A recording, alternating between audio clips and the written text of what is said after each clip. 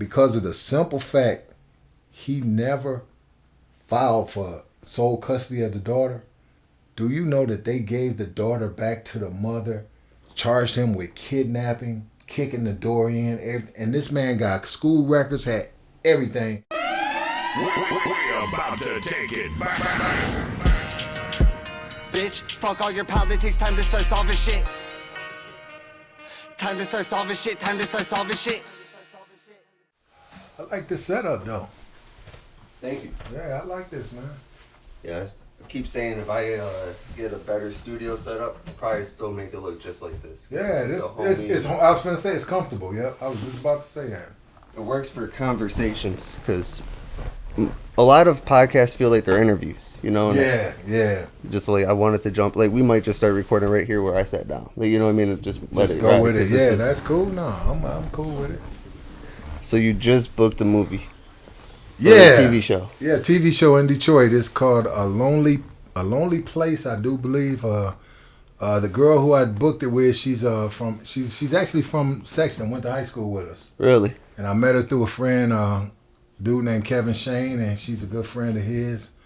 And we connected, and she called me and asked me what I do. She wanted me to do a cameo for it, and I told her I would. So I film on the 19th, and then the 25th, and 29th, and 30th. Some I don't know. It's a bunch of dates, though. And okay.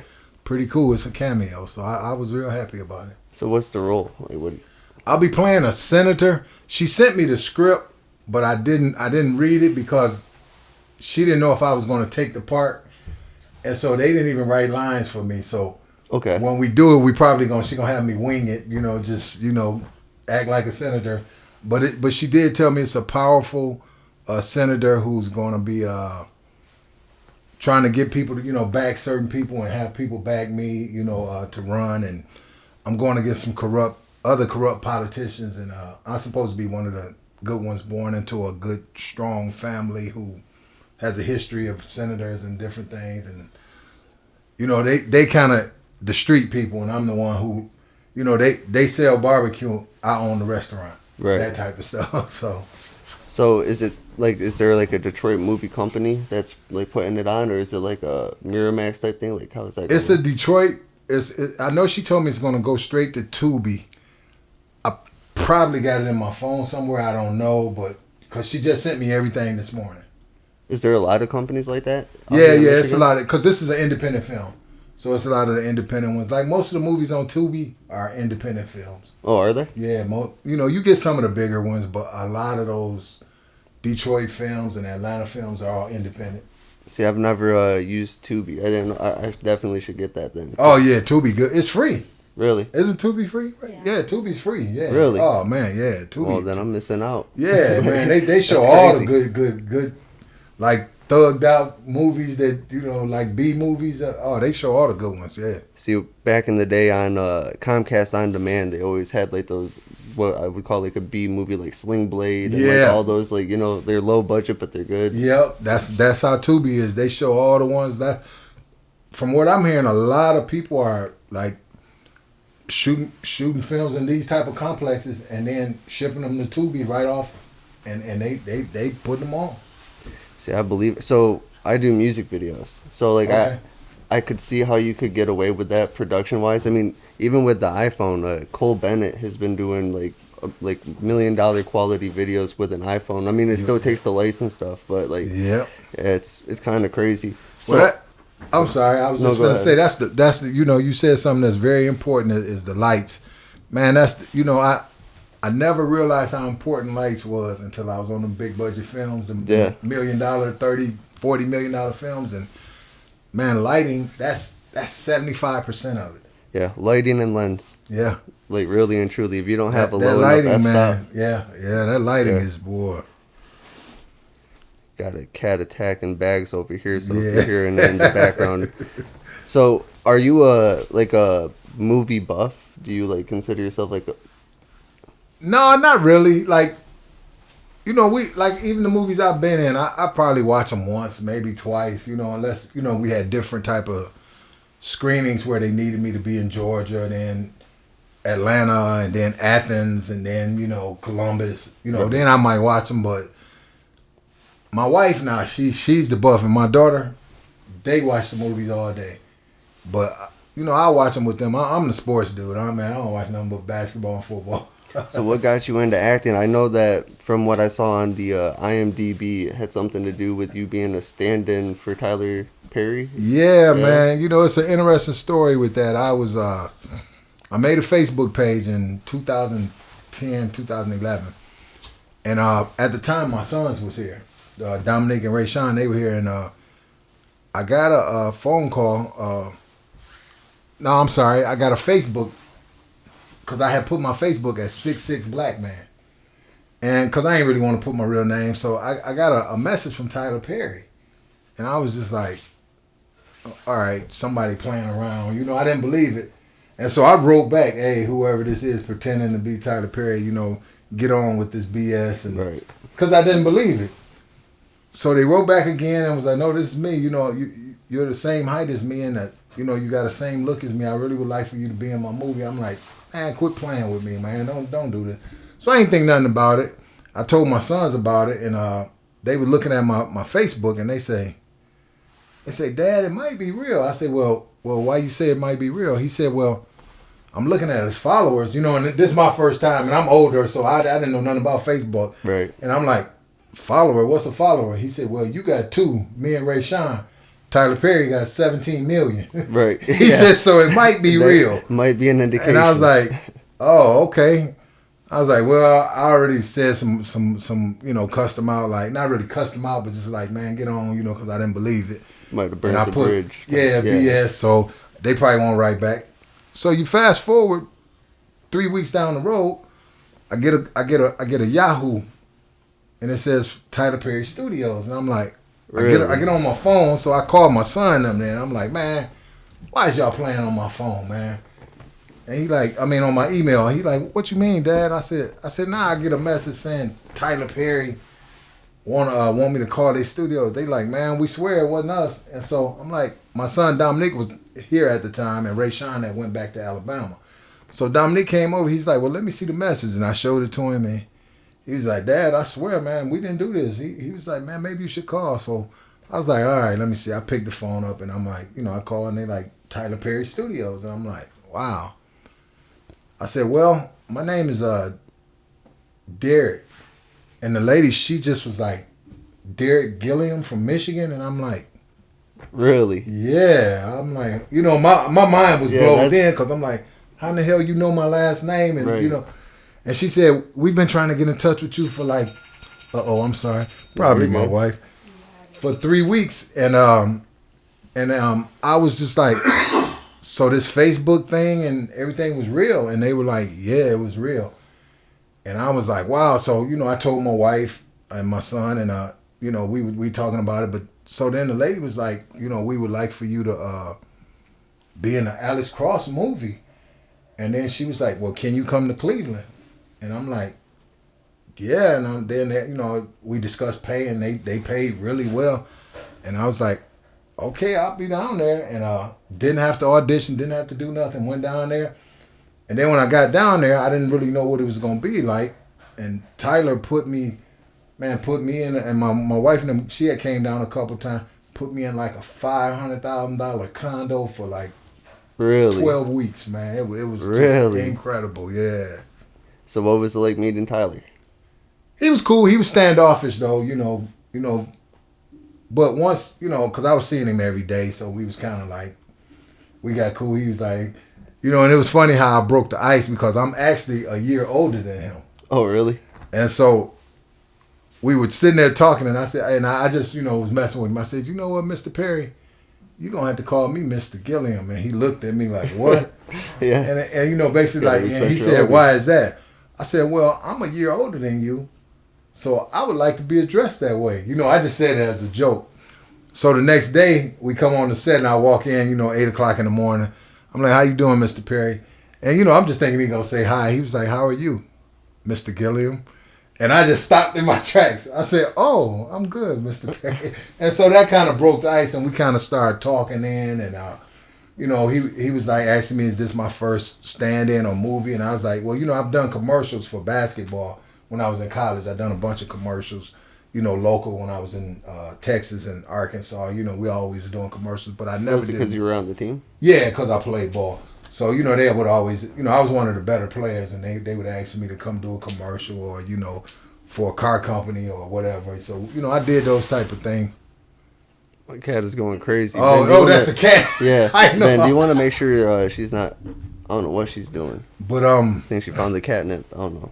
But yeah, so it was pretty cool, and we started talking about, he was like, is this something you want to do? And I was like, man, yeah, because, it's kind of like, because I played ball and I wound up, going overseas, and I was working out with the Miami Heat. And so I got a taste of that, that limelight and NBA life a little bit, because I was working out with them. And I'm like, man, this is something I could do, this movie stuff, because they treat you really nice as a, an actor. And it was so funny because once I got down there and started filming, like, it was a couple nights I wanted to go out. I said, well, I'm going to go out. And the director is Rob Cohen, who did maybe Fast and the Furious. He did one of those. He big director though, Rob Cohen. And they had, man, I had security and everything, and I wasn't even like Tyler. I was just standing, but they was like, we want security with you. So, I go to the bar or walk down into the flats in Cleveland. I had security with me. I mean, it was incredible, man. Then, I'm in a $400,000 or $500,000 condo. I mean, and all the food, wild. Everything I wanted. I mean, and all that's included. Plus, you were getting paid. Plus, I was getting paid, and all that was free. So that's wild. It was a blessing, man. Because I always thought that if you were to be in a movie and they did that, it'd be like how they backdoor artists, where they'll it's really like a front, and then you got to pay it back. No, not in the movie. No. Every time I've flown and they put me up, they pay for everything. And see, that's the industry to get into. Yeah, man. Then you get crazy. them checks when you get home, and then if it's a big movie, you get the residual checks, man. So it's been pretty cool, man. So that was my first movie, and that was 2011. And like I said, I talked to Tyler, and I was like, I think there's something I want to do. So I took some new headshots and started looking up just acting stuff on YouTube, listening to, different things. And I just started trying to promote myself, man. And I done a lot of it the first 4 or 5 years. It's on my own, just sending people stuff. And it, I booked another movie called I Am Wrath with John Travolta and Christopher Maloney, who from Law and Order. And yeah, I just watched that. Yeah, and that was sweet, man. So it just started going, and then once you start doing it, if you're making a little name yourself, agents start reaching out to you, and so now it's like my 10th year now, and I'm trying to get to that A level now, just where I do just straight A movies. But there's nothing wrong with the independent or the B movies, but I just want to get on the Rock level, right. Where I start doing those type of movies and Denzel's and all the big actors area. Growing up, you didn't imagine being an actor, though? No, you know what's funny about it is I took up acting when I was in Arkansas. I played at Arkansas Little Rock, and I was the first black person to win the Prince in the Cinderella play. Really? And I couldn't do it because it conflicted with our basketball schedule, so I had to give the role away. But I was the first one to win it. And so I've always said I wanted to do acting because I always thought I was funny, and people always used to say it. But it's funny, all the roles I've been getting are all like really, really serious roles, and killer roles. You know what I mean? But acting's always been a thing, and I used to always tell people, I would always say, in my family, we got a bunch of actors. They just ain't got paid for it because I got a big family, and everybody in our family is funny, man. So. I figure I learned from the best. So, at one point, were you trying to do stand-up? Nope, never even thought about it. Really? Nope, but, I was just... that's normally the progression. Like, you think you're funny, you go on stage, and then you try to get the roles. I never thought I was a comedian.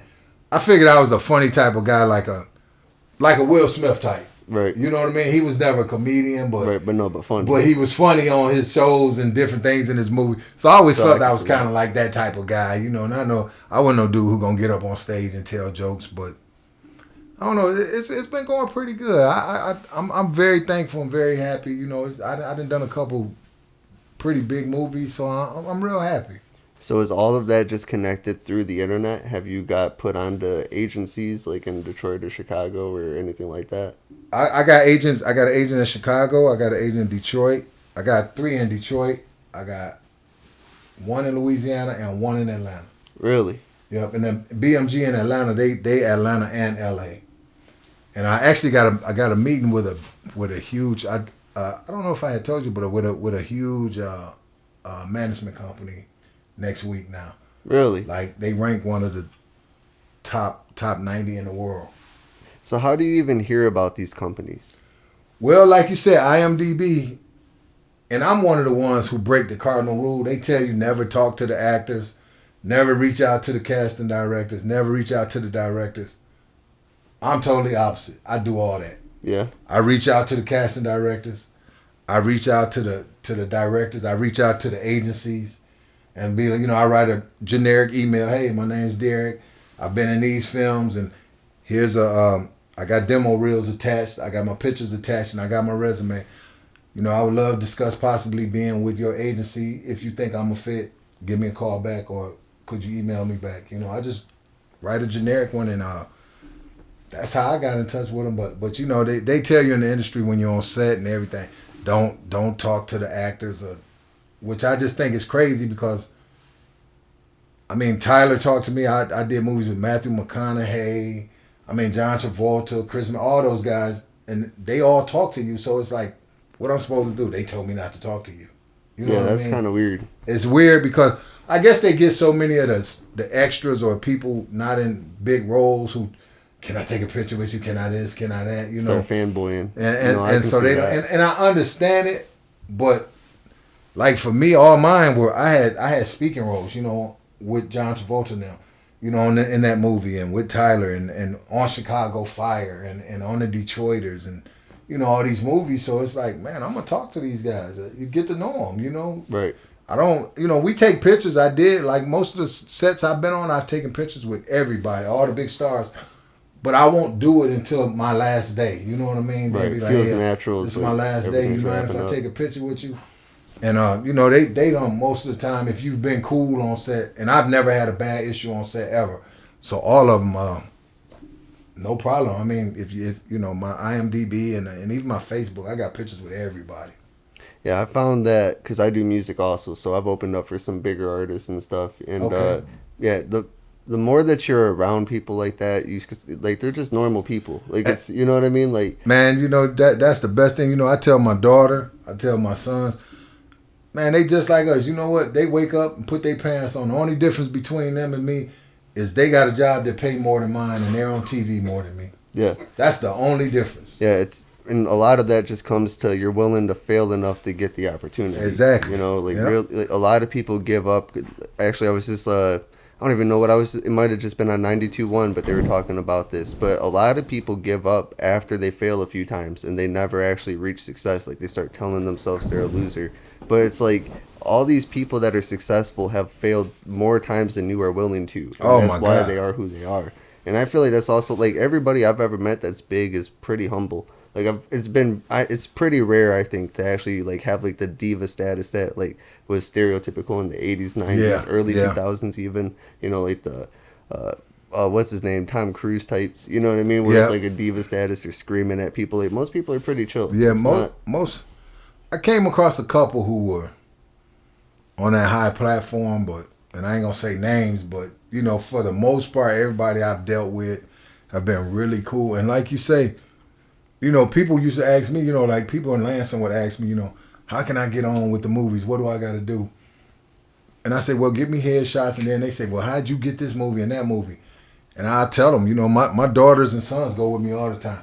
I say, you know what? I drove all the way to Atlanta, or I drove all the way to New Orleans for a 15-minute audition that I got turned down 20, 30 times. See, people don't know about that. It's a fact. Or, I fly and get turned down, just go to California for a 10-minute audition and don't get it. Yeah. See, they don't know about that stuff. They just see, man, I seen you on TV, but for every time I win, it's probably 50 to 100 losses. Yeah. No, you know what I mean? So LeBron has missed more shots than you will ever take. Exactly. This is what it is. It's what it is. Yep. So you started out in sports, and you also used to coach. What did you prefer? Oh, playing, man, playing. Cause I love, you know, I played basketball, man, and I got really, really good when I got to college. And I went to junior college first. I went from Lansing Sexton, then I went to Highland Park Community College, and we were the number one team in the junior college in the nation. And I came out when, I don't know if you're a little younger, but you may remember Larry Johnson used to play. He had the Grandmama skits and all that, but he played. He was first team All NBA player, first, second team, and his junior college was second, and ours was number one in the nation. And I came out. I was first team on some polls, and I was second team All American on a lot of polls, and I was good. I wound up going to Arkansas Little Rock, but I was recruited by everybody: Louisville, Clemson, Michigan, Indiana, everybody except Michigan State. Really? And that's where I wanted to go, but. So why'd you choose Arkansas? That's where we're from. My family was from. And my mother, I really did it for my mother, and I hate that I did that, but I did it for my mother because she was like, well, at least if you go to Arkansas, that's where our family from, and you'll have family there. But I really wanted to go to like Louisville or Clemson, you know, or one of those type of schools, Florida State. They would recruit me. But my mom wanted me to go there, so I went there, and that was probably one of the biggest mistakes I made. You know, I could have went to Wisconsin, could have went to Iowa State, Iowa. All these schools was recruiting me. I was out of junior college. I had everybody on me, and I did it for my mom. And that's the one little thing I kind of regret is that I went there because she asked me to, and it wasn't what I wanted to do. Yeah. But you know, life is good, and I got no complaints. And my mom's still here. We cool, everything good. But I mean, I think it's important to note that though. Like, there's a lot of people will really change the trajectory of their life to try to make their parents happy. Yep. You know what I mean? And sometimes your parents are right. You know, I'm not gonna sit here and act like it's never the case. Like, sometimes your parents are right, but every once in a while, like especially in a rare circumstance like that, if you feel that gut instinct, like, this is gonna play out for my life. It's like a lottery. Like, parents might say don't gamble, but like if you really hit that ticket, you know what I mean? Like it's that, and I believe, you know, and nothing against it, because Arkansas was a good school too. Don't get me wrong, but I only wind up being there one year, not even a full year, because I transferred. I got my nose broke, and I transferred to Sam Houston State. That's where I finished that. But when I was at Arkansas, they didn't even give me a red shirt for breaking my nose, and I'm like, you know, the coach after I broke my nose, they was kind of like, hey, just threw you to the side, like type, yeah. And I'm like, I knew this was a bad choice because I never really wanted to go to Arkansas Little Rock. I never did. But, you know, that's like I say, that's the one thing, and that's the one thing my mom was probably a little wrong on, because if I had to do it all over again, I'd have probably went to, you know, Iowa State, Iowa, Wisconsin, Minnesota, one of those schools. Right. So who'd you look up to? What inspired you to go into basketball versus football? Because you're a big dude. You could have easily actually I played football. I played football too, and man, I played football at Dwight Rich, and then I played at Sexton. But what really kind of got me to basketball is I grew, you know, because I went to Arkansas one summer and stayed with my grandmother, and I was like 6 feet, and I think that was 9th to 10th grade maybe, and I came back that summer and 3 months, I came back, I was 6'5.5". Really? Grew like 5.5 inches in Couldn't one fit summer. none of your clothes. Nothing, man. Just changed my whole life. And yeah, so when I came back, everybody was, man, y'all seen how tall Derrick is? You know, and I just grew. And then I just started playing basketball, man. I fell in love with ball because I started seeing I was good at it. You know, I started realizing I'm pretty good at this. So I started just playing. And I got good. Then after Sexton, Highland Park, like I said, I got real good in Highland Park, because when I was in junior college, all I did was went to school, and then played ball, and then I had a dude, you know, the maintenance guy who used to sweep the gym, and he was real cool with me. His name was Reese, old guy, man, and he got so cool, I would come over there while he was cleaning up, because he would usually clean up to like 12 every night.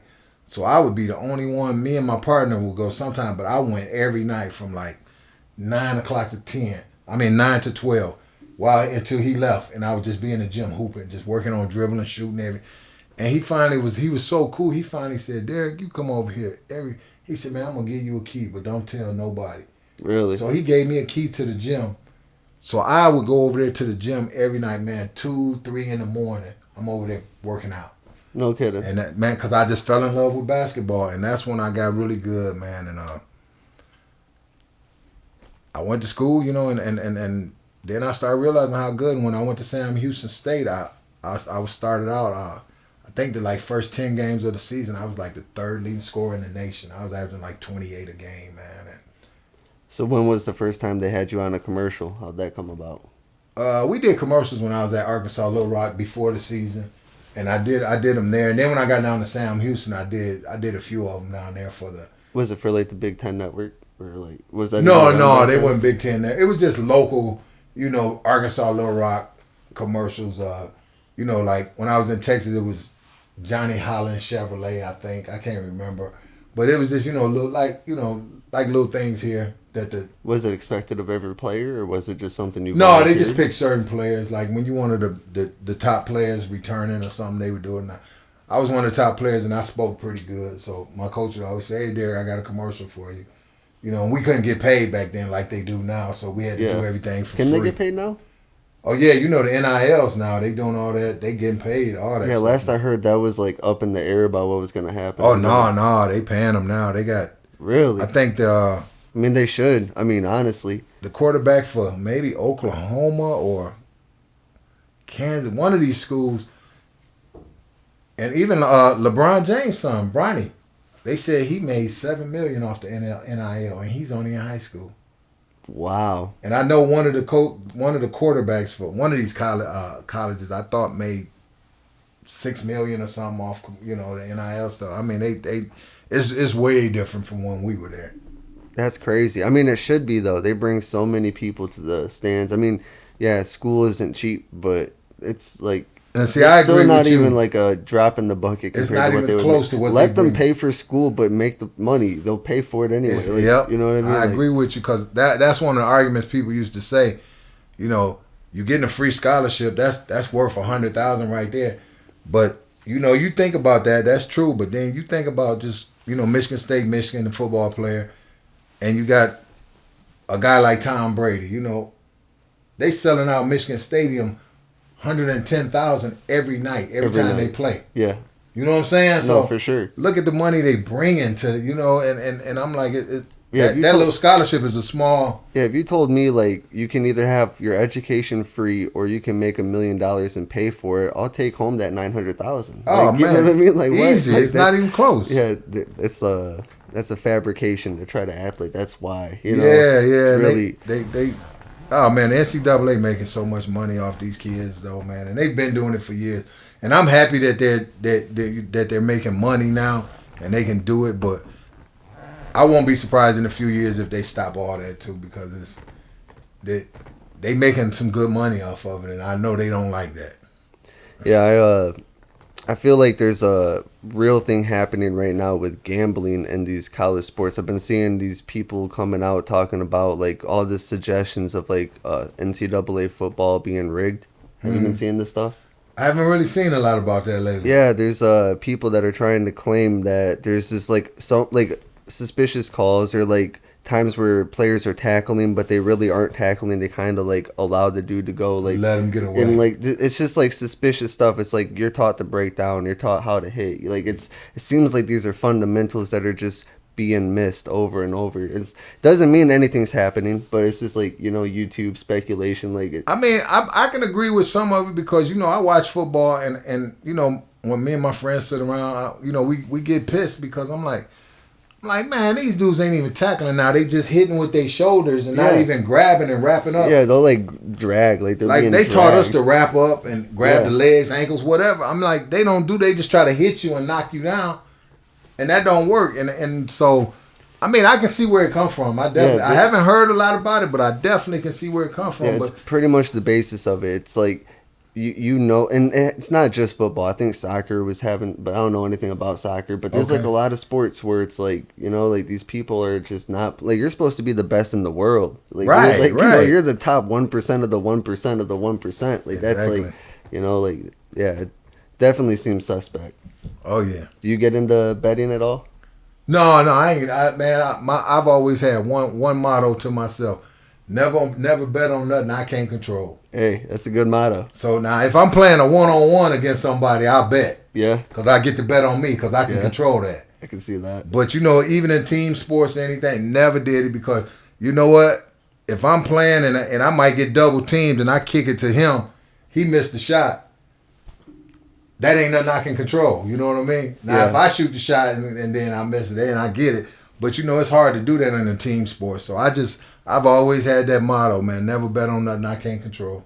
Yeah, see, I like to gamble, but I don't gamble on sports. But it's mainly because it's like too many variables that can mess it up. Like if you're gonna bet on sports, you're not usually just betting on who's gonna win. You're gonna be betting on points. You're gonna be betting on receiving yards. Over, under, all that. Yeah. Yeah. So it's like so many things that you can't control. I definitely could see that. Like if I'm playing, like I'll go play Texas Hold'em or 5-card draw or something, and like at least if I lose, like I know like I'm the one that made a bad bet. That was you, right? Call, you know what I'm saying?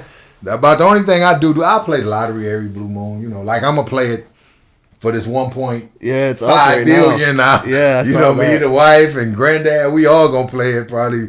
But that's the worst I do is play lottery. I don't bet on nothing.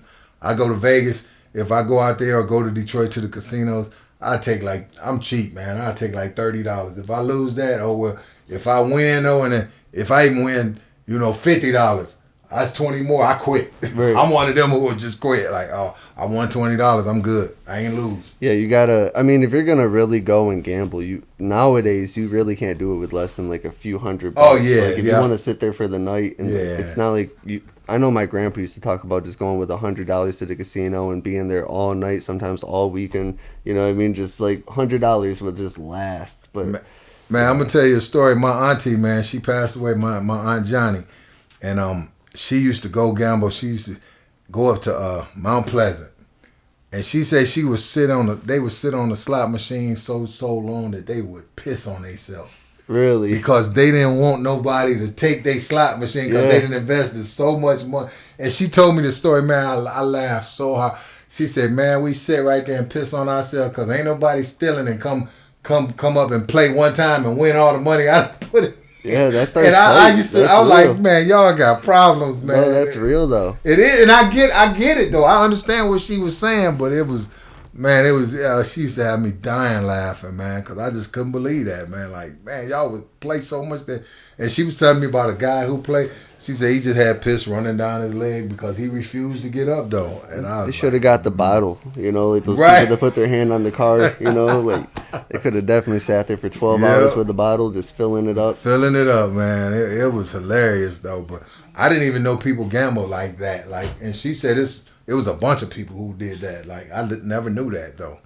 Yeah, I used to do collections, and a lot of people I would collect from were, like, dealers at, like, casinos and stuff, like blackjack dealers. And, yeah, it's the stories that they would have on the phone sometimes just, like, unbelievable. People are wild. I just never would even think someone would sit in a chair on a slot machine and play the whole day and be thinking, like, I'm not getting about this chair, even if I got to piss. I'm gonna piss on myself. I feel like that's just one level below putting your house up. It is. It's gotta be right there. It's like right there. It's gotta be. Just one level below it. Yeah. You done pissed on yourself. I might as well bet the house. I might as well throw everything in. Yeah. Put it all in or go all out. I agree. So, what is your recommendation to people that are trying to get into either sports or acting or anything in general? Like, what would you say is like the number one thing that's helped you in your life at this point? Well, if you're gonna go sports, the first thing is study whichever sport you're gonna play and put in the work. And like you just said, we were just talking about, my thing is, if it's football, fundamentals, basketball, fundamentals. And, I watch the NBA now, and they got great athletes, and the NBA is in a great spot. But, like I saw the other day, somebody has 70, Donovan Mitchell, and somebody has 71, or somebody has 60. Man, if people scoring like that now, they not playing defense like back in the day. And I don't think they take pride in it. And to me, I think the NBA is just really turned into entertainment. Like, it It's kind of like WWE. Yeah, know? Maybe you know, not quite to that level, but it's real close because they let them travel. Yeah. They let you shoot nothing but threes. I mean, I see guys have a wide open layup and kick it out to Steph Curry and let him shoot a 35-foot bomb. I'm not saying he's the best shooter ever, but you rather him shoot a 35-foot bomb than me take this layup right here. You know, right. It's just maybe because I'm from the old school, you know, and I'm 55, so I feel like players flop a lot now. Yeah, they flop and all that, man, and it's just, you know. I think Bryan kind of started that, like for better or for worse. I mean, it was a strategy and it worked. It worked back then, yeah. But now players are like all just like, oh, you barely touched me, throw myself, like just completely throw myself, like. See, my thing, the worst thing is these travels, man. They let these guys dribble, then step, and shoot. Yeah, you know, and it's just like. And, you know, I referee sometimes, you know, around here at Holt and different places, Waverly. And you know, these young kids, they pick these bad habits up, and I hate it, man, because then I call it in the game, and first thing they say, James Harden do it. Yeah. James Harden getting paid millions to do it, and they let him do it. But that don't mean it's right. No, but that's a solid argument, though. Like, if I can pull up footage of a professional, how are you going to call it on me? Exactly. And I get it, but, you know, no, I would call it too, though. I would love if I ref the NBA game because they would be so pissed at me. I'd travel. You'd be taken out by the mob. Oh, man, they'd be ready to kill me probably. They probably sit down every one of those refs right before, and they're like, look, we got a racketeering business going. I know it, yeah. I mean? Like, you know, this goes all the way to the president. Like, you know, everybody gets their cut. Like, it's so blatant that I know that the NBA has to tell them that. You can't call this on certain players. Every few decades we have it happen, and it does kind of seem like there's some. I mean, I didn't even consider the aspects of basketball, but I mean, just like traveling and flopping in itself could throw a game. You know what I mean? Oh man, so easy. Yeah, just like the little stuff. You don't have to have blatant penalties or. And just like in football, you can't even solid hit a guy now because it's a penalty. No, for real. And that's crazy because. You know, that's part of football, the intimidation. Yeah. You can't go across the middle. You know, when I grew up, I was a Pittsburgh Steelers fan. You know, we got Jack Ham, Jack Lambert playing middle linebacker. You could not come across the middle as a receiver. You knew you were going to get hit. Yeah. Now these receivers come across the middle. They do everything because they know if you hit them high or hit them too low, it's a penalty. Everything's a penalty. Everything. Even if they don't catch it. I just saw dudes catch it in the end zone and get hit in the end zone. Bam. Lose the ball, penalty, ball on the 1 yard line. Yeah. And I mean, it was just a solid, nice hit. But yeah, and like that type of stuff now is why, like you say, the guys don't wrap up or hit or go for the kill like they used to because it's going to be a penalty. And then not only is it a penalty now you get ejected out the game if you're a college player. Yeah. For a half and then the next half of the next game. Yeah, it's not even worth the risk. Yeah, it's just not even worth it now. And I think all that plays into the tackling, and then it all goes back to the gambling. And yeah, I mean, it makes sense. When I was growing up, I played football. I was short, but I was fat back in the day. You know what I mean? I basically quit growing after 8th grade. So, like, I had a growth spurt between 7th and 8th grade that got me as tall as I am, and then I kind of thinned out a little bit. But I was like a stocky dude. You know what I mean? Mm-hmm. I mean, even in 8th, 9th grade, I was still a little bit chubby. And so I played D tackle and right guard on offense. Okay. You feel me? So, like, one of my benefits was I could be low and I could be aggressive. And my dad would always tell me stories about Mean Joe Green and, like, how, like, you know, like, the extent that dude would go. Like, he would literally, like, fart beef stew into people's faces in the bottom of the pile and make them, like, just wild stuff. I mean, it was crazy back then. Yeah, they spit on you, stick your finger in your eye back in the day. And I always thought that I played too soft because that was like the image. Like that's what my dad was like. You're a gladiator. If you're gonna go out there, go out there. Man, if you're gonna go, it's a war. That's what it is. And even basketball. Not so much now, but when I was playing, we used to tell. That's why we used to tell people basketball is a contact sport, just like football. We setting screens. We trying to take people's head off. We going for rebounds. I'm jumping in the crowd over. I don't care if I elbow nobody. I'm going to get the ball. Yeah, I always you can't do none of that stuff now. Like if you set a screen wrong and hurt somebody, it's gonna be a foul no matter what. It's gonna be a foul going the other way. And it's like, man, that's just a good solid screen. But and like now you think about it, and I always tell people think about this. back in the day, you know, we had people. You know, you had Dale Davis, you had Charles Barkley, Karl Malone, you had Xavier McDaniel. All these guys was intimidators. You know what I mean? When back in the day when they played. You look at the NBA now. Name one guy who they say is an intimidator. When the last time you heard the NBA commentator say, "Oh, he intimidated. You can't come in the middle on him." When the last time? I mean, it's been years. Like, I mean, genuinely. I mean, the Pistons going against the Bulls back in the days. Yeah, like, you really, think about that. Yeah, that's like, there's nothing like that. Nothing like that. I mean, you can't even name a plot. Like, I don't even know who I would name as just a hard player now who people would be scared. Oh, you don't come in the middle to him. Yeah, I don't think there's anybody. I don't know anybody. Like, yeah, if like, there is, I don't know about them. Yeah, for sure. You're not wrong. That it's a whole thing though. It goes into like the psychology of our culture right now. Like everything is soft now. Everything. You know, like you're not allowed to do anything otherwise. It's basically a penalty. I mean, can't even post on Facebook without it being flagged or having to take it down. Like they put me in jail every other month. Really? I mean, oh man, for anything. I feel like you just post like inspiring religious stuff. Like I do sometimes, but you know, sometimes I'll throw something out there. You know, when a police shoot a kid or something, or a black kid, you know, I throw out, you know, because I say some things for the culture, and man, I wind up they put me in jail. I mean, then I'm in a Big Ten rivalry group, and I wrote just a simple post when Michigan was gonna play Michigan State in football. I said we gonna beat y'all ass. I said, y'all be ready. You know, I was talking to the group. We gonna beat y'all ass. Y'all be ready for this ass kick. Yeah, they put me in jail for a month because they said that I said beat your ass.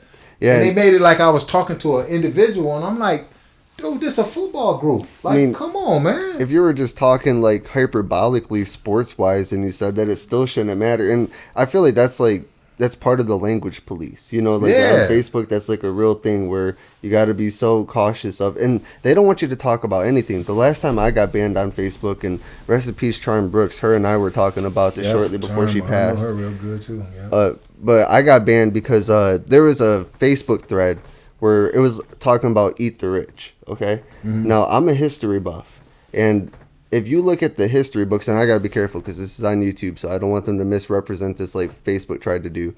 But if you look at the history books in World War II, I'm not allowed to say his name on Facebook because they will ban it if I do. But the dude that caused World War II, the process that he implemented was essentially that he wanted to have revenge after World War I for the economic downfall of Germany, and he blamed the bankers, which happened to be Jewish. Right.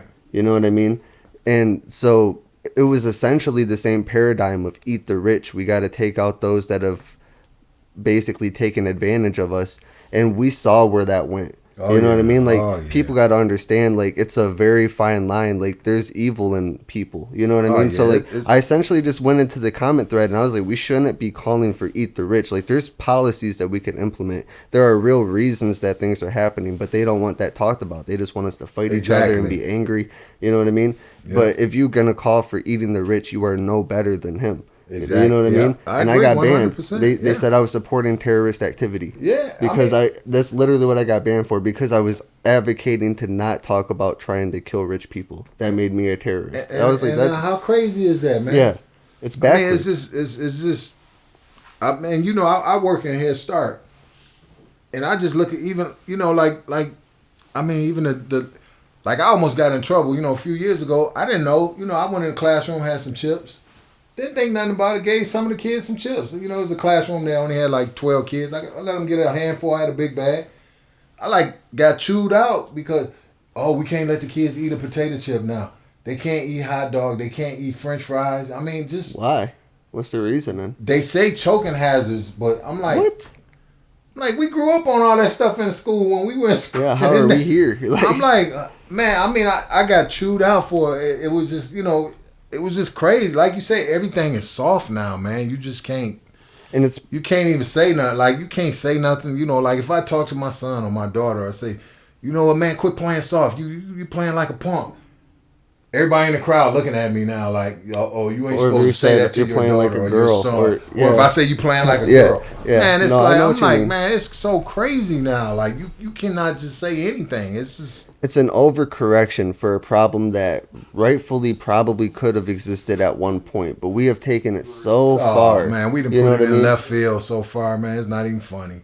Yeah, I've been banned also because of sharing a lot of these crime statistics and like calling stuff out, because there's been an attack on the family unit since like the 70s, 80s. They've been destroying the nuclear family unit, taking fathers out of the household, and it's like there's so many things that like it's destroying the middle class and below completely and totally.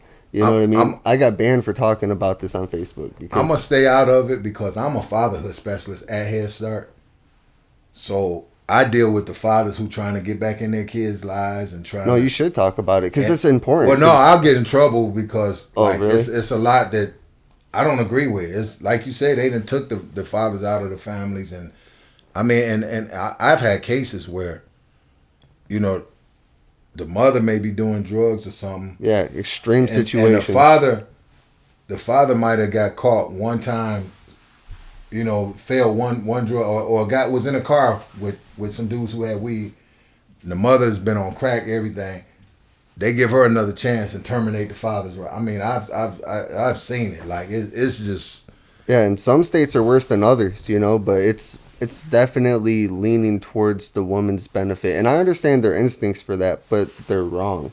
yeah, You know no. what I mean? Oh And, no, like- it is. Like And I can see like if you actually look at the statistics of these kids in a lot of these households, which I mean him and I included, you know what I mean? Where like even if it's split up and like you get to see your father less than the mother, and like that still adversely affects the average turnout of those people. Yeah, You know, man, they end big up time. having more drug activity, more crime activity. They end up more likely to not graduate and end up in jail. Like there's so many oh things man, that if the father not in the household, it's a 40-50% more chance they might go to jail. Yeah. 40%, 50% chance they or maybe 30-40 that they could get in some type of criminal activity. I mean, I don't have my books with me, but I mean, I No, could go down the list, man, You're where I'm right. just, it's just, I wish we could overhaul all the system, the judicial system, the foster care system. I wish we could overhaul all that stuff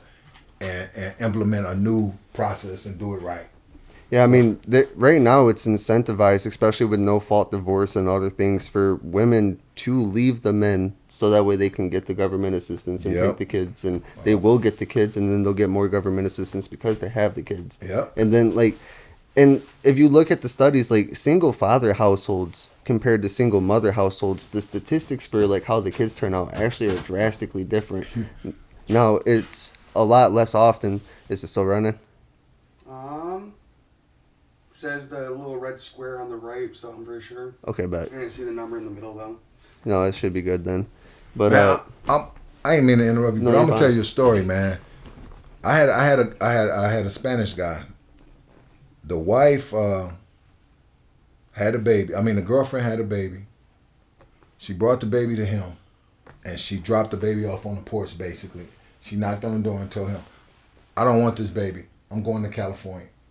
She went to California with her pimp because she had got into prostitution. She went to California. She was on drugs and everything. So the guy wound up having to raise the kid. Raised the kid for 10 years.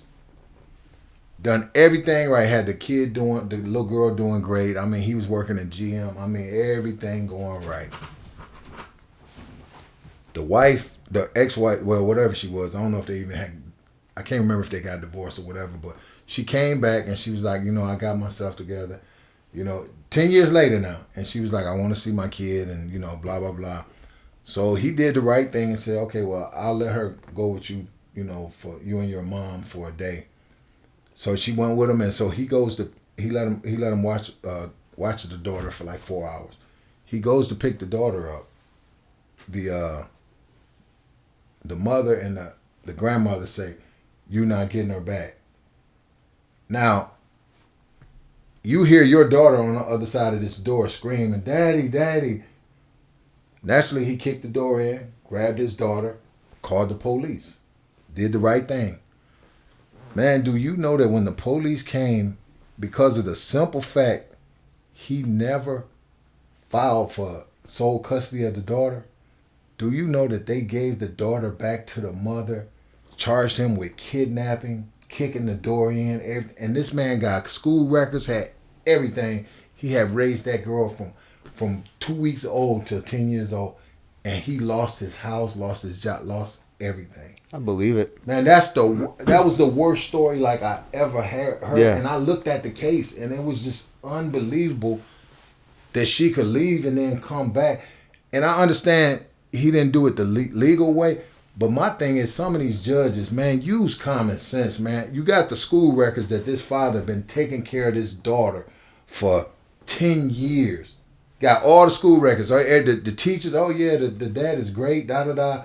And because she come back and because he didn't go file for full custody, you're going to grant him back to the mother who was on crack and was prostitution and everything, and then charge this man with kidnapping, kicking in the door. I mean, he had like 10 charges. Lost his kids, lost his house, lost everything, man. Yeah. And he came through one of my classes, man. And that's just like the most unbelievable thing, man. When I was like, saw that, I was just like, man, I gotta keep doing this to try to help some of these fathers, man, because this is sickening. So I'm gonna tell you a story, and I'm gonna get personal, and I'm going to leave out names of specific parties because I don't know what the legal ramifications would be. You know what I mean? So I'm just gonna be. But when we were kids, my mom was dating this dude, and they had a kid together, and my mom is, for lack of a better term, a tweaker. You know, she has her issues. You know what I mean? Right. And something had happened where her and this dude had a situation, and allegedly, and I'm saying allegedly because I'm not 100% sure how it officially got ruled in court. You know what I mean? Mm-hmm. But my mom left the house to go for a walk, and when she came back, the baby, who is at this time like 3 months old, less than 6 months old, she came back, just had scratches down his face, just all the way down his face. Supposedly, the baby fell, and this dude tried to catch the baby and ended up catching it by the head and scratched the face. It's supposedly his story about what happened. Okay. Now, this started a whole process where my dad tried to get custody of us, and it took him so long to be able to get sole custody of us, to get us away from their craziness, from that madness, right? And there was literally, allegedly, a less than 6 month old baby who was attacked. It was so many these circumstances shouldn't have been that debated in that moment. Exactly. You know what I mean? But it was. So I feel very personal about a lot of that. Oh, and especially because and this is a really common, and it's a heated debate now, where racism in its current climate in America, if more people were to understand the actual statistical disadvantages of coming from these circumstances, it has nothing to do with race or religion or anything. It's literally this is just human nature. This is what happens to people that are put through, you know what I mean? It's just what it is. I tell people all the time, man, a lot of stuff now. I mean, you got some racism, don't get me wrong, because I experienced it. Yeah. I have. And I mean, recently, just here, I have. I ain't going to deny that. But you know what I've realized it really come down to is it's rich people and poor people, man. I mean, and it's racism on all ends now. And it's kind of it's understandable, but I feel racism between whites and blacks at this point, in some groups, goes both ways. Racism between Mexicans and whites, or Mexicans and blacks, I see it go both ways. Yeah. You know what I mean? But it's not it's not the collective party that is that. It's just it's a loud vocal minority. But a lot of that comes from ignorance. If they were to understand statistical advantages, if you were to understand the similarities between these poor white dudes that are these trailer park white trash type dudes, and the similarities between that and inner city Chicago, and the way that people are brought up. They brought up the thought process. Yeah, it's the same thing. You know what I mean? So it's a deeper problem than. And they don't want that solved because they like this issue. You know what I mean? They want I this totally to exist. agree. Yeah, I totally agree because it's just They want to destroy the middle class and below. And I think that it's because we're going through a technological revolution right now. You know, so like a lot of our jobs are going to go away. Like, oh yeah, I agree with that. Have you heard of Jarvis, this AI program that was born a couple weeks ago? No, a couple weeks ago. No. Okay. Yeah, it's fairly recent. It's been all over the internet, but this thing can write out anything that you ask it to. Like you could have it write out computer programs, you could have it write out scripts for movies, songs, like anything you can imagine. Like copywriting is now done. Like it'll do everything for you. It's like, so it's just like the Jarvis on Iron Man for real, huh? Yeah, when he talked to that. you're Wow. like, you'd be like, write me a screenplay about an elephant running away from a tiger, and it would write out a perfect screenplay, and it would just be like, and it would be eloquent. Or you could be like, write me an episode of Seinfeld where Jerry gets COVID, and it would just write out a perfect episode of Seinfeld like Wow. that, and it's like really good.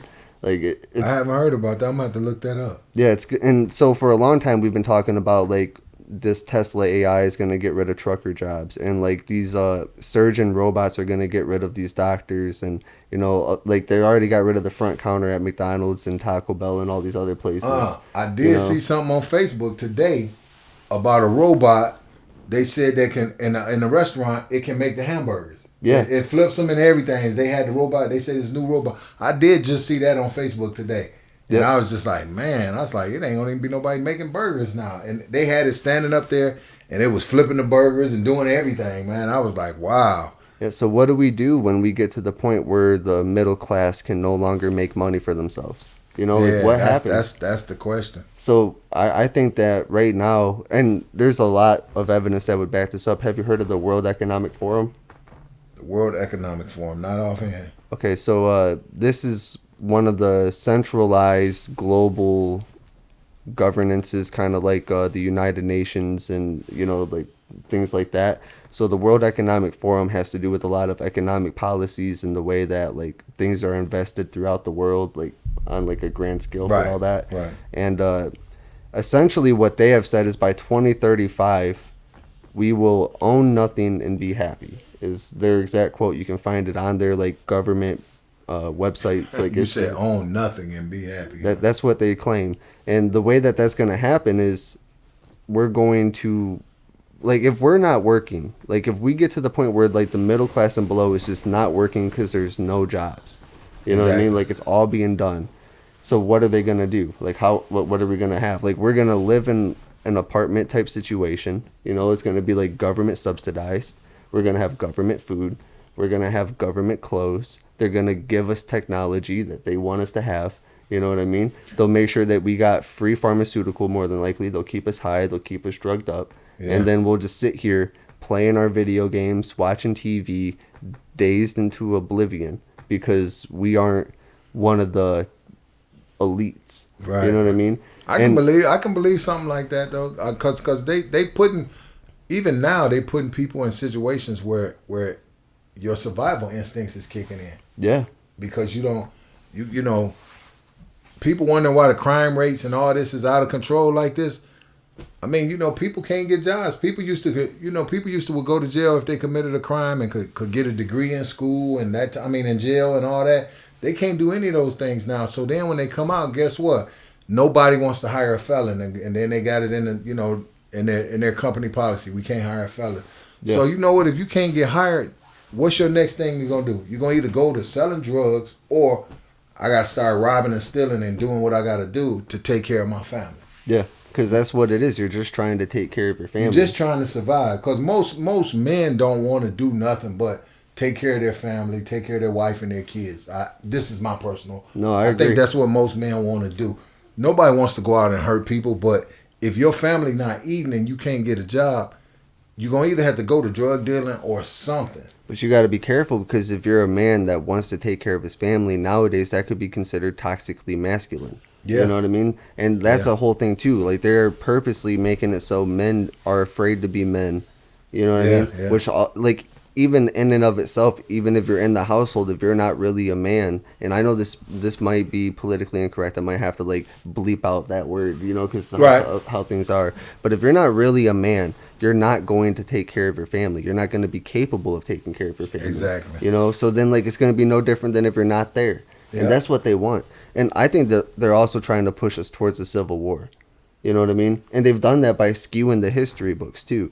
You know, like once people really realized that it was like Abraham Lincoln was a Republican and the Democrats have been the ones that have been trying to push this crazy totalitarian slavery ideology onto the whole world. I mean, from the beginning, it was the Republicans that were against it, which is like against contrary, like it's against normal ideology, but it's actually true. Like Abraham Lincoln wasn't a Democrat. You know, no Democrat has ever actually done anything that has changed the social norms in our society, but yet for whatever reason they keep convincing us to. I tell people all the time that I think they all crooked. Yeah, they are. It's just, you know, It's a game. it's 'Cause just, they just switch exactly, sides. and that's 'Cause what I as was just soon going to as- say. Because, you know, I mean, even you look at somebody like Trump, they had him back where he used to say he was a Democrat then, but he said if I ever ran for president, I'd do it as a Republican. You know what I'm saying? Yeah. So it's like all you a say, game. it's just a game, man. It's just checkers and chess. Whoever can outsmart the other, because it's so corrupt and it's so much. I don't know, man. It's just. You know, it's sometimes I almost feel bad that me and my wife had kids, and nothing against my kids, but to bring them into The this world. world, man, because it's just this world is so, it's just so mad now. It's mad. It's sad. Like, you know, you look at all the police type shootings and all that. Man, we didn't even have all this stuff back in the 70s and 80s when we were growing. It wasn't even as bad as it is now, and it's just crazy to me, like how. It's just crazy how the world is now. It's scary. It's very, very scary to me. Just on a all around scale, it's just scary to me. If you look at the statistics, like the crime statistics from the 70s till now, it actually would show that crime is dropping overall. But I think what it is the frequency that we hear about, or the frequentness that we hear about the crimes. You know, like we see the police shootings now every time they happen. You know, where before we didn't. So they might be happening in the same amount that they did before these body cams and stuff. And that's what I was just gonna see. Cause see, you know, being a black man, you know, one thing that I say all the time is that these cameras, that was the best thing in the world for us, because all the stuff that y'all seeing now, it has been happening to us. Yeah. You know what I mean? We've been saying it, but people wasn't listening because, you know, hey, the police wrote this in the report. That's what it was. No, we're telling you it didn't go that way. But now you got video cameras of, you know, like in South Carolina where the police shot the dude in the back and walked away and then wrote the report, said that, oh, he turned around and shot at me and this and that and that, and then didn't know the lady was over there videotaping it. That type of stuff has been happening to us for years. You know what I'm saying? And so it's you know, it's I don't know, it's a sketchy feel, man. And I ain't got nothing against police, because I believe 98% of police are good. But that 2%, and then you combine that with this crooked media. Yeah. That media is the worst thing in the world, man. You know, it can make you or break you, you know, and it's just. Yeah, that's one of the reasons I wanted to do a podcast. No, and because I like this. And, you know, I don't really do too many. You know, people ask me all the time to do interviews and different things, but I stay away from them because, you know, you don't know what a person going to ask you or they, you know, and being in the movie industry, of course, everybody go to the, or would you do the gay thing or this, that, and that? And then, if I speak my truths and say, you know, nothing against it, you do what you do, that just ain't my cup of tea. See, and like, then they turn me into a gay basher. See, and with all due respect, like, I feel like the term "my truth," like, there's like an objective truth, and then there's things that we haven't agreed upon as true or not. But there, like, you know, like the sun does come out every day. Like, it's objective. Right, truth. it's like, gonna come out. If you come out and be like, I don't believe that the sun actually is coming out every day, it's like, well, that's just what it is.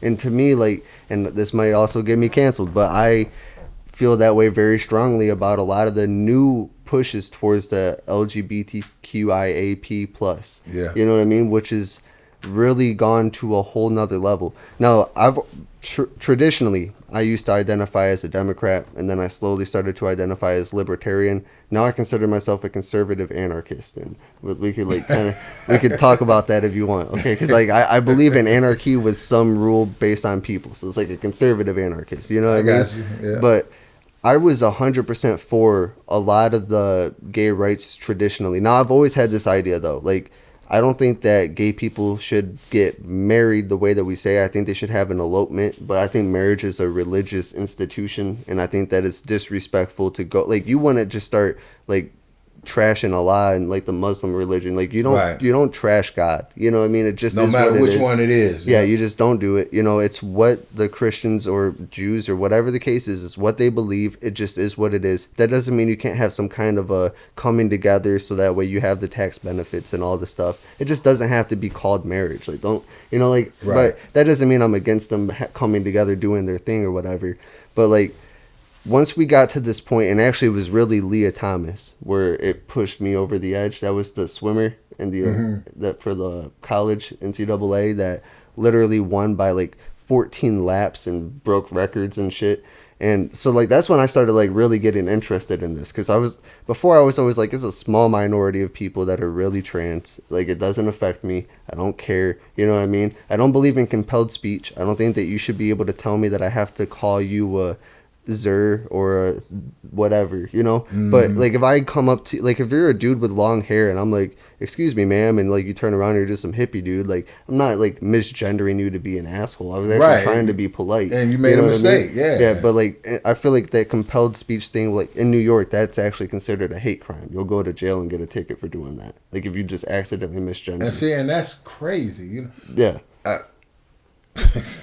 I hate to say it, I was in basketball practice with my son today, and it was one of the kids had a ponytail, and one of the parents came out and was like, you got to guard this girl.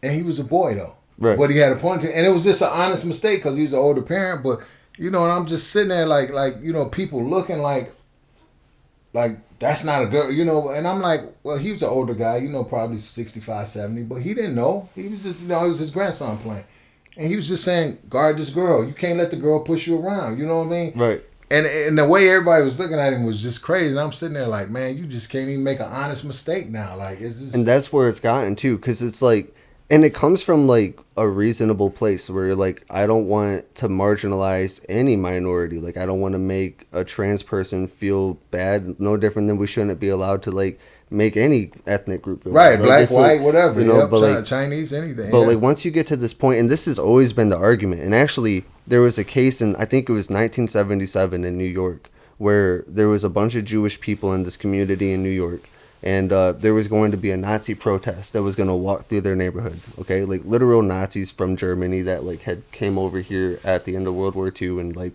either had gotten out of prison or never went to prison, whatever the case was. And so like they were legit Nazis, and there was a group of people, Irish people in a neighborhood over, that tried to go to the city council and get it to not be allowed. They thought that having these Nazis walk through this neighborhood of people that literally survived the Holocaust was going to be one of the most egregious hate crimes that could happen. That's how they looked at it. And the Jewish community went to the courts, and they argued that they 100% had the right to walk through their neighborhood. And the reason that they said this was, if we start to limit their ability to protest their free speech, then the government is going to use that same power against us, because at what point, like, where does the line get drawn? Right. And everybody was like, these people are crazy. Like, there's clear definitions. Like, you can't have Nazis walking through a neighborhood, just like the Charlottesville stuff where they were walking with tiki torches. Like, people were outraged around the country, and rightfully so. Like, yeah, like, these people do terrible things to other groups. Like, I can see why you're upset. But now we're at that point where that line got drawn, where now I accidentally misgendered you, and that's a hate crime. Like, and you know, and that's where it is. So it's like, they were right. You know, it doesn't mean that people should be hateful, but like at a certain point, that line becomes too vague, and then the government uses it to throw you in jail. To throw you in, yep, to use it against you. Because I remember it was a similar situation like that in Detroit back in the 80s, and Coleman Young was the president. I mean, mayor. And it was funny, you know, the KKK wanted to march, and they said they wanted to march through Detroit. And Coleman Young never told them they couldn't, but he did tell the government, he said, you know, they want to go down Woodward, which was predominantly a lot through Highland Park, which is all black. And he just told the government. He said, "Well, if you do this, he said y'all gonna have this blood on your hand." Because it was people getting on roofs and everything, and was just finna start taking them out, and they canceled that thing, man. But you got to do stuff like that because it can get crazy, I mean, I understand it's a little difference between that and the Detroit thing, but I mean, it's similar though. It's like, yes, what they're doing is offensive, but is being offensive actually a crime? Like, at what point do we draw that line of like? Where does it get drawn, in my opinion? Like, at action.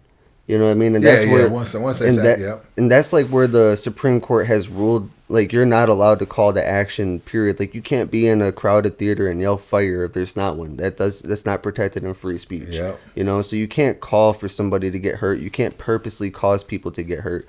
But you can protest and and here's my idea behind it. Let the good ideas win. If somebody is genuinely a racist, and there's actually, I think his name is Lawrence Tucker or something like that. He's a black gentleman who sits down with people in the KKK and like Nazis, and he's like changed their opinions about stuff. Yeah, you know what I mean. He's been a real figure for like proving like the best idea wins out. Like once, and that's it. The best idea is always gonna win out. But that's the thing. The government won't let us have the best idea. Yeah, that's the problem. And when you start silencing people, that's when you get pushed towards like a civil conflict. Yep. Because then it's like, oh, I feel oppressed. Well, I feel oppressed. And then, like things start flaring. Like when I was a kid, like we grew up in like a multicultural area. I was friends with black kids, Mexican kids, Arab kids. Like it didn't matter. We didn't even think about it. And we would all make fun of each other. And it was never an issue. Like we would all equally make fun of each other as kids and rip hard. It's South Park style, just ripping. You know what I mean?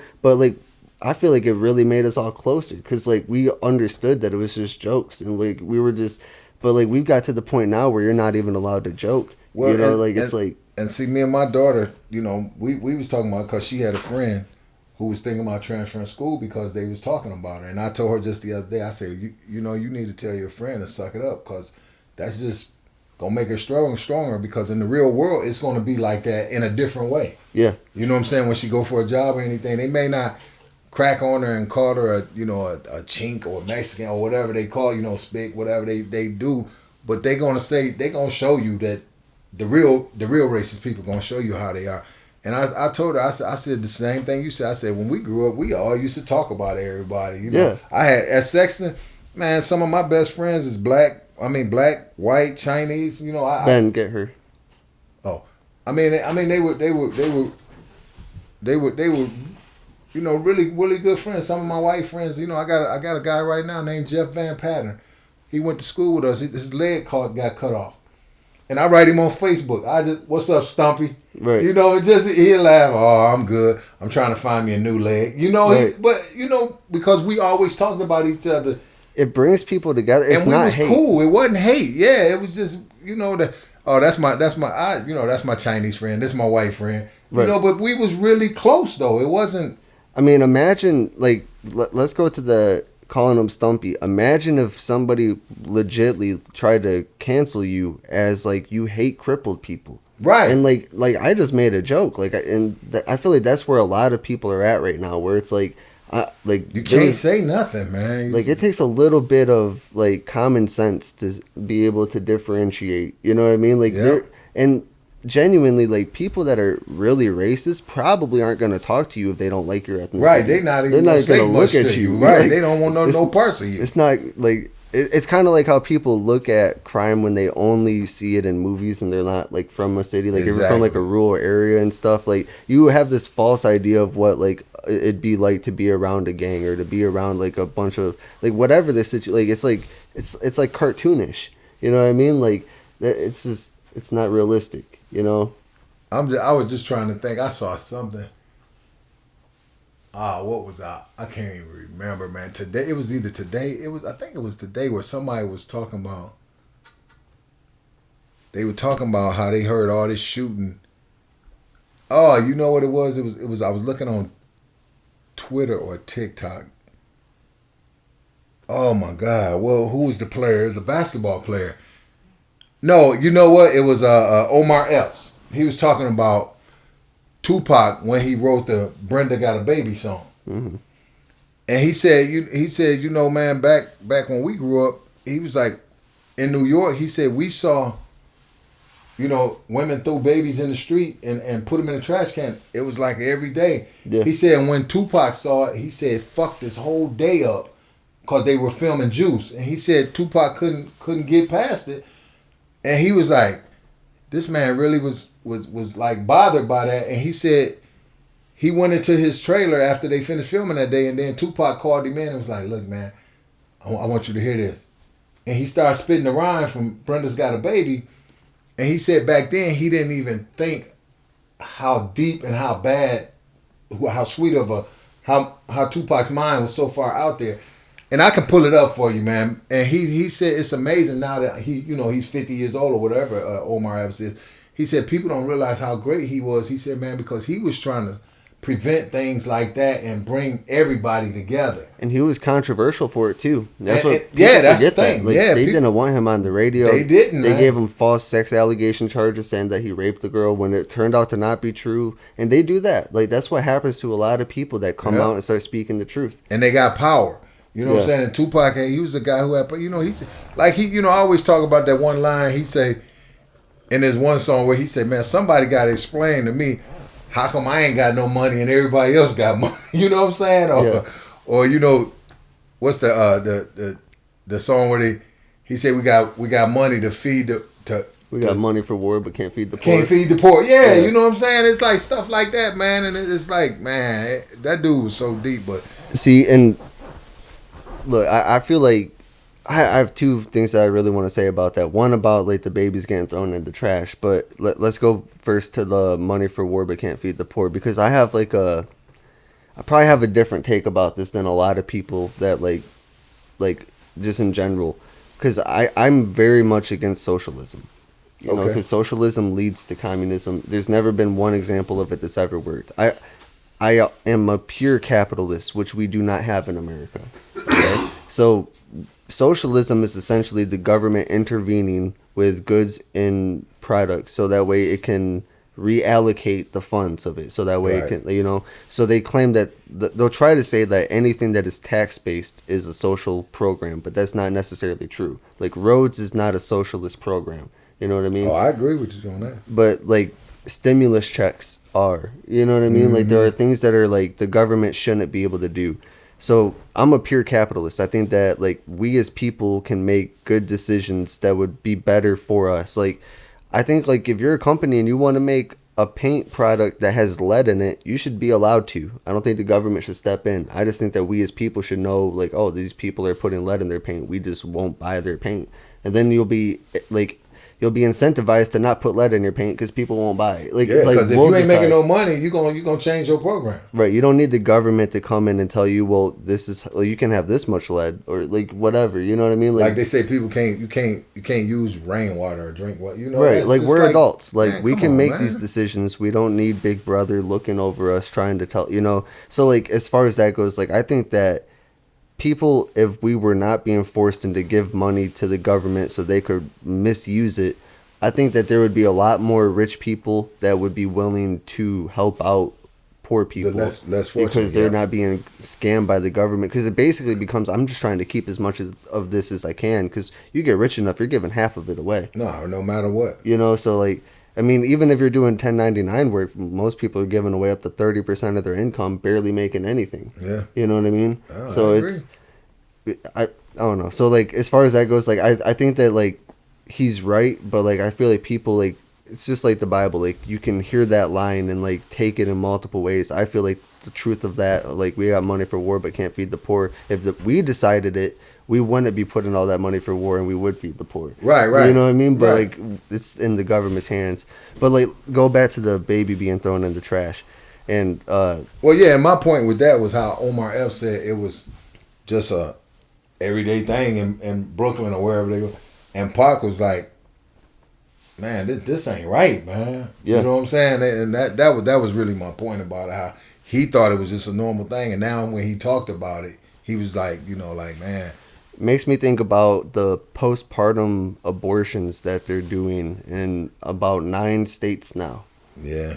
And it's I don't know how much you want me to get into that since we got young ones into, but I have a lot of when I started, have you heard about these postpartum abortions? We'll try to talk about it in a PG manner, so that way it's not too... The postpartum abortions. Yeah. I've heard a little, but not a lot. All right, so essentially what this is they are doing abortions after birth. Right. No, I understand what, know. Yeah. So, like, they are, and not just after birth, like, even, like, at the point of dilation, doing abortions. And they do this for stem cells. Let me just put the conspiracy out there because it's not really, you can fact check this. This is why they do it. They make trillions of dollars off of these stem cells from taking babies. And you know what I mean? The governor in Virginia was quoted saying that we will make the baby comfortable for up to 7 days while you make a decision about what you want to do. We will just keep the baby comfortable. Put it in like this little tube and... That's absolutely incredible. So, and I know that you are a religious man, and I've actually just recently started finding like religion a little bit. I just started reading the Bible. I've been like trying to bounce between a bunch of religions, and I just started reading the King James version of the Bible, you know? So like when I was a kid, I went to church, but it was like a little bit, not really a lot, you know what I mean? So I don't really know the stories. I'm like somewhat familiar, probably a little bit more than just not being familiar, but not really familiar. Right, you know? Gotcha. But where do you stand on that issue? Just curious, and you don't have to talk about it if you want. I know it's kind of like, especially with the postpartum, like I feel like. Oh, you saying where do I stand with the postpartum? Postpartum, and then just in general, because I feel like it's like right now because of where we're moving in our culture. I think that it's an important conversation to be had. It is because I just think that. I kind of think it's wrong for men to be making decisions about women, especially about abortions when, you got different cases and if some like a young girl get raped and get pregnant, I just think they should be allowed to have abortion for that. I just do. So I definitely want to have that conversation, but I guess where do you stand on the postpartum? Do you think that's a line too far?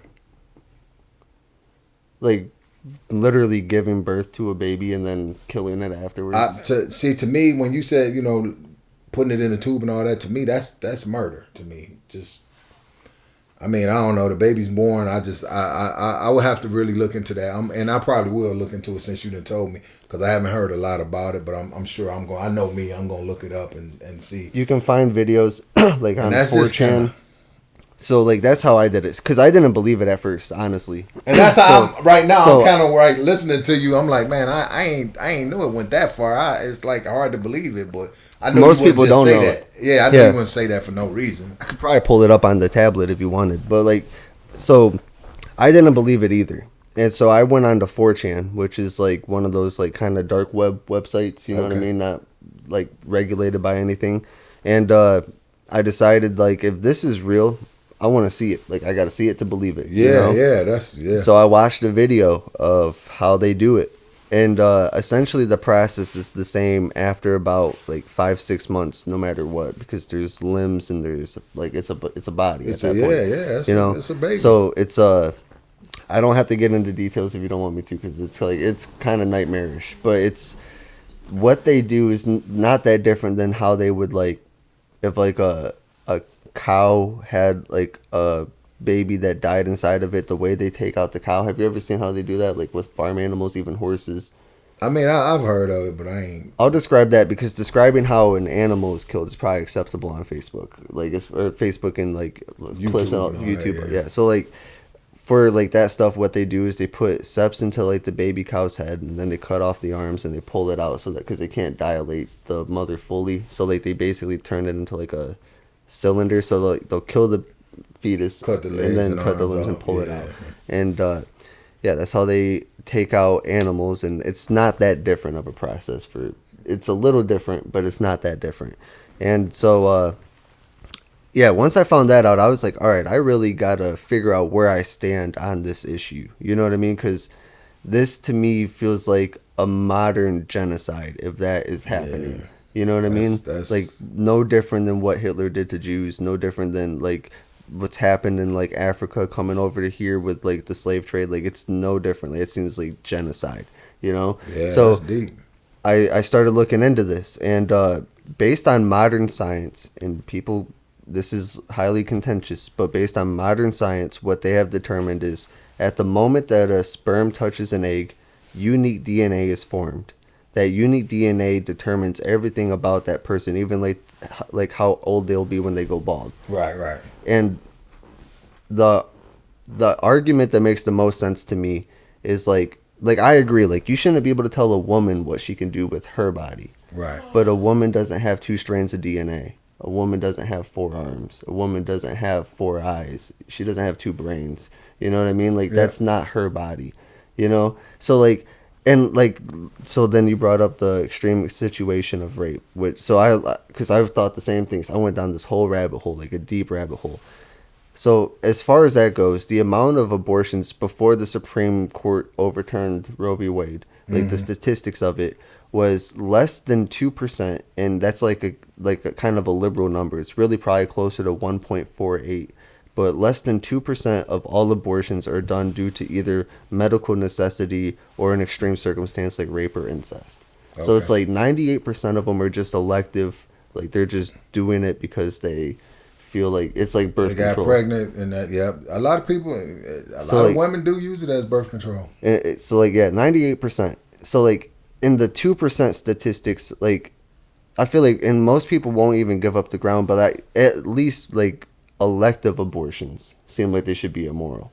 Like in my mind, like just coming from like protecting like a human, like an elective abortion seems like it's too far. Like maybe you could make an argument for incest, rape, you know, like things that are extreme, but like just because somebody is an inconvenience to you doesn't mean you have the right to kill them. I agree. You know? Yeah, I agree with that. So like, and like this whole conversation is like super debated because there's a lot of people who like feel like they like financially couldn't afford to have a baby, you know, like it happens. Well, I feel like you have choices. Like I'm not against you having choices. You shouldn't lay down, or you should strap up. I mean, you can wear a condom. You know what I mean? You can do for that. You can be abstinent. Like, you know, you got choices, but it's just like murder isn't a choice. Yeah. You know, but like that's a deep topic, man. It is. It's real deep. It is. I feel like it's needed though. Like it is. I mean, you know. So like, and then like, since we're already here, like, let's just like go like just one level deeper. Like, if we're talking about rape, is a 9-month inconvenience to somebody's life worth murdering? Like, is it worth murdering somebody? Are you guilty for the sins of your father? Like, do you feel what I mean? Like, if your father committed a crime, are you guilty for what they did? Like, just because your father raped somebody, does that mean you deserve to die? I don't think that it does. I can see the woman wanting to give the baby up for adoption. You know what I mean? I could even see them, because they have this now where they have artificial wombs where you like take the baby out as soon as possible and put it into an artificial womb, so that way it's not an inconvenience. But like, and especially now that I'm starting to find religion, like I just have this real hard time wrapping my mind around allowing murder for what I don't consider necessarily. I don't think that people are allowed to murder.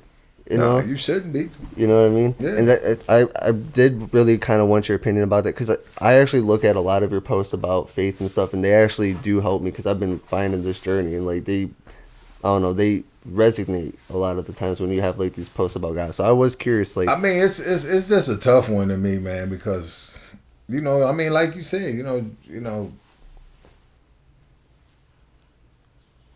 does that mean you can murder somebody just because they did something stupid? You know what I mean? Like, it's tough, because you know, in the Bible, it says you shouldn't have abortions, really. Yeah. But you also shouldn't have premarital sex. Yeah, that's like a common argument. I was just gonna say, you can go down the line with that, though. You know, It's a lot of things to say. You know, people, and I always tell people, man, people pick and choose the Bible verses they want to live by. It's true, and I don't think that's appropriate. That's not right at all. But because you know, one sin ain't no greater than the other, supposedly.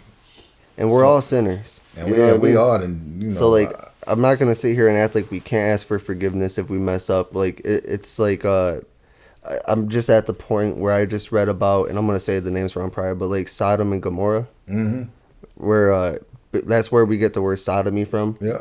So like a lot of people don't understand that, but Sodom and Gomorrah was essentially these super free San Francisco based towns, kind of, where it was like guys were having sex with guys and girls were having sex with girls, and they were having sex with animals, and it was anarchy. It was just, and that's what sodomy is. And God decided that he was going to flood the world because people were doing this sodomy. And essentially, after the flood, God created a rainbow to promise that that would never happen again. So, which is the reason why the LGBTQ community took that, because it's actually a direct spit in the face of God, because the rainbow was supposed to symbolize that sodomy would never happen again. So they're like, no, that's our fucking flag. That's what, yeah. Like, man. so it's literally like a spit in the face. Like, the whole thing is just like an anti-Christian cult. Like, it's kind of, you know, it's kind of crazy. I'm gonna get canceled, but it is what it is. We already went this far. Like, it'll last 2 weeks. I ain't gonna say much, but you know, it's just interesting, you know. It is because you get a lot of, you know, actors and stuff, or stars or celebrities, whatever, who's scared to speak their truths, what they feel, because they know what the backlash can be. You know what I'm saying? So, and see, that's why I always try to say, like, it's just like the truth. Like, objectively, science can determine, like, this is when DNA is, like, objectively, like, it's, so, like, then it's just like, it's not like an opinion. Like, I don't think people should be able to be canceled for stuff like this. You know what I mean? No, they shouldn't. Like, They definitely shouldn't.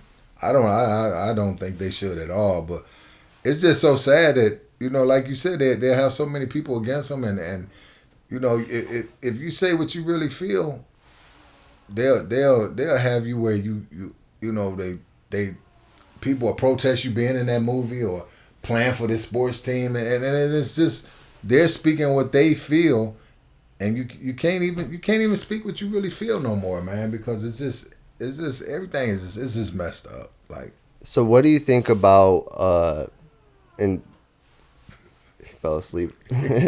So what do you think about these movies that are race swapping, whether it's white to black or black to white, white to Mexican, Mexican to black, whatever the case is? How do you feel about race swapping in movies? Like, the most common example would probably be like The Little Mermaid recently. Me personally, I think any of it is good. I mean, is if somebody's a good actor, you know, and I mean, who says that The Little Mermaid has to be white or black or whatever? I mean, whoever the best actor is for it is okay. I mean, now if you know you doing some things, you know, where it's clearly like, you know, what's my man, the Jeffrey Dahmer type thing, you can't. I don't think you can have a black guy play that, because it was, you know, the fact is he was a white guy, you know. But all these other things, Little Mermaids, these fictitious things, I think, I mean, anybody can play them. Like Superman, I think Michael B. Jordan could play Superman. So let me make an argument on the contrary. And actually, I got this from a page called The Black Conservative Perspective, because I genuinely never heard this take before, but I felt like it was really interesting. Now, this dude is a black man from the South. He's super conservative, but he's also like very into like African culture. Like, he's like, you know what I mean? Like, so his argument was there are actually, like, first off, like, The Little Mermaid is a story based on Denmark's folklore. Like, it's actually like from like it's an ancient story in Denmark, like kind of like passed down, no different than like a lot of these like Cinderella was a German folklore. Like, it's like there's like he takes all this stuff from different cultures. Like Aladdin was from the Middle East. So like there's actually African mermaid stories that like represent African culture that are like really empowering to like African people that would have, like, they missed the opportunity to really tell an African story. Instead, they told a Denmark story, and they just made the character black instead of representing like black people. And I thought it was an interesting take. Like, he's like, it's kind of racist in itself to just assume like black people don't have their own culture and their own stories. Right. And I was like, that's kind of interesting, because like that's true. There are black superheroes. You know, like there are, like, even in African, like, people think that like this shit is just like an American thing. Like, there are like Right, like, Africa got of like people that like no different than a like Shaka Zulu or something, like Paul Bunyan, like you know, like how we have like they have like stories of these great people that could be considered superheroes that we could be adapting into screenplays, but instead it's like they want to like erase part of American culture instead of expanding it, and I think that it's an interesting take because. Like, yeah, I never would have thought twice about it, probably. You know what I mean? But then I was like, yeah, why wouldn't they tell an African story? Like, it would have sold. We would have liked it. You know what I mean? Like, probably would have been really fucking good, you know? Probably in America, but see, that's the thing about, you know, a lot of things is they look at worldwide sales now.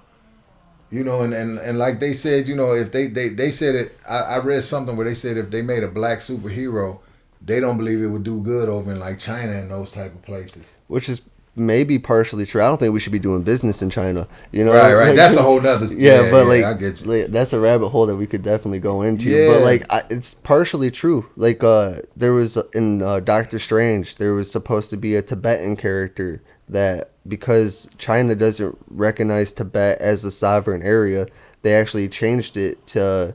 I don't remember who they actually like race swapped the character out to, but they weren't allowed to have a Tibetan character. And see, that ain't right to me. Yeah, and like that's because we're dealing with like pure evil, like pure evil over there. Have you been seeing the genocide happening in Shanghai and all these other places in China? You got an iPhone? Yeah. Probably got a charger somewhere around these parts. Oh, you need the block? Yeah. I got the block. Can she use your electricity though? Yeah. No, never. You just use the whole thing. Oh yeah. Should be a plug right there. Yeah.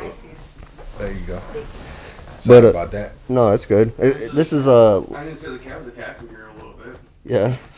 She loves to play.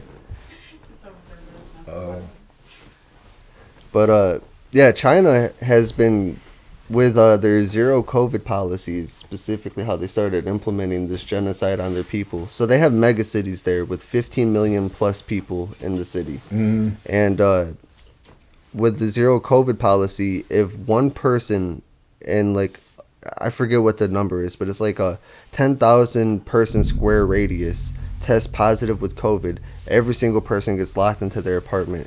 And what they would do is like you weren't allowed to leave for any reason at all. People were literally like trying to fish out of their apartment with drones, like going down to the water to try to like grab fish. Like they were starving to death.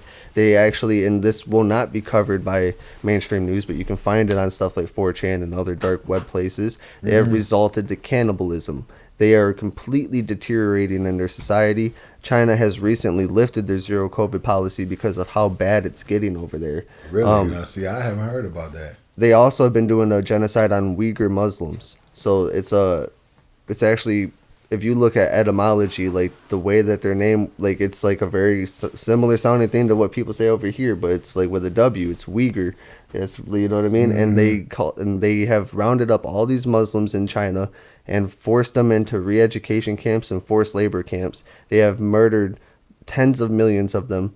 Like, it's one of the worst genocides that's ever happened to mankind. Since 2020, I mean, this is like an estimated number because they'll never really tell us, but probably 100 million people over there have been murdered. Now, mind you, they have billions of people. It doesn't even affect them. They're like, whatever, get rid of them. But, yeah, the fact that we're doing business over there. So they started protesting because people have been eating each other and they're like getting so bad. And so they found out that the way that they were getting information out to do these protests were through airdropping. Okay, so like they would just airdrop to each other's phones. Well, Tim Cook recently took away the ability to airdrop in China, so that way they couldn't organize protests. So yeah, Apple CEO is 100% supporting and helping abide in the genocide of the Chinese people right now. Yeah, and that's not good. Hollywood won't allow like you to like make a movie about it or to like talk about it, like because like what you said, like they're like, you know, tiptoeing around. Yeah. It's like that's a whole dirty part of the business right now. It won't last for long though.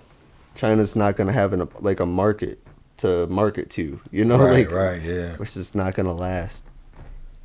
I talked about this with Kaz also in our podcast. It was, did you? Yeah, that's interesting. I ain't heard much about that, but it don't surprise me though. I mean, it's so much stuff that the media hides, and then they only want us to hear what they want us to hear.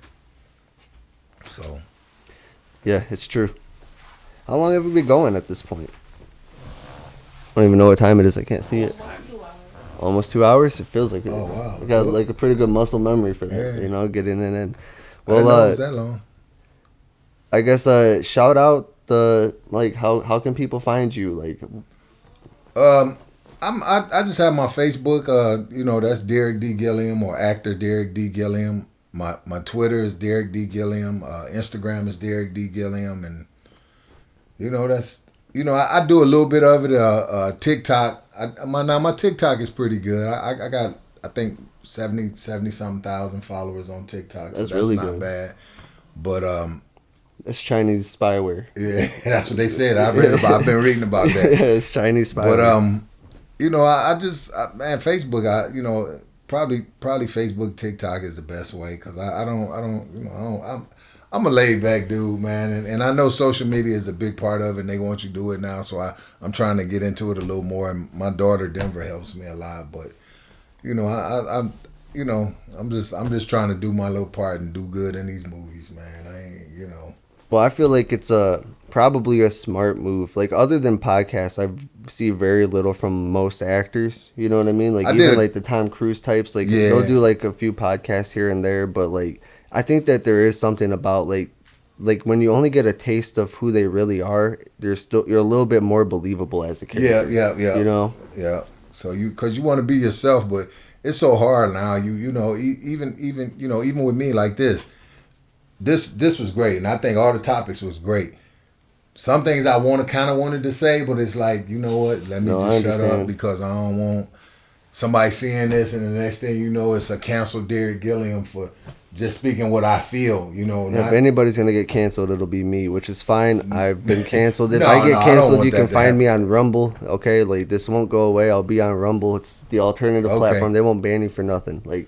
Maybe to like a negative degree, like you can get on there and say wild shit, like you know what I mean. Like, okay. But they allow free speech, like as long as it's constitutionally protected, you can't call that action. You know what I'm saying? Let the best idea win. And that's it, best idea, man. If you come up with something good, if I like it and love it, hey, I'm with it. I don't know, man. This world is crazy. It's a crazy world, and we just try to do the best I can do while I'm here. You know what I mean? And once it's over with, I pray that I believe it's a higher power, so I pray that I go on the positive side or the plus side, whatever that is. I definitely feel you, bro. Yeah. Well, it's fun. It was nice meeting you. Oh man, we gotta do this again. Man. Much love, man. I appreciate it, man. This was great. I had a good time, and shout out to everybody in Lansing, all my 517 people, Detroit 313, and my people in Florida. Well, really everybody, my 305s, but all my friends, man. And big shout out to my mom, my stepdad, Willie C, my mom, Joanne, my kids, Denver, Dash, Danielle, Dominique, Rayshawn, and a real special shout out to my wife, Tamika. And a big shout out to you, man, for having me on. I appreciate it very much. Well, it was fun. I'm really glad you came, and I hope you come back soon. I will, man. We hopefully I can knock out a couple of these good movies, and then because I know I got the one Heist 88 coming out. Yeah. I did with Angela Bassett's husband. Oh my God, why am I going blank right now? But their company did it. This is gonna be big, and I got a pretty cool role in that. You know. Is it gonna be in all theaters? Yeah, this big time. Yeah. Yeah. I'll definitely go check it out. So that one's gonna be good. Now, like I said, I shoot one in Detroit on the 19th. I'm starting, and so we'll see, man. We'll see. Hopefully, 2023 will be a good year, and that I'll get more and things will take off, and maybe we can collaborate and do something for the city, man. Try to, Yeah, I would love that. I would love that. Well, all right, I guess we'll wrap it up here. Peace out, everybody. We'll see you next time.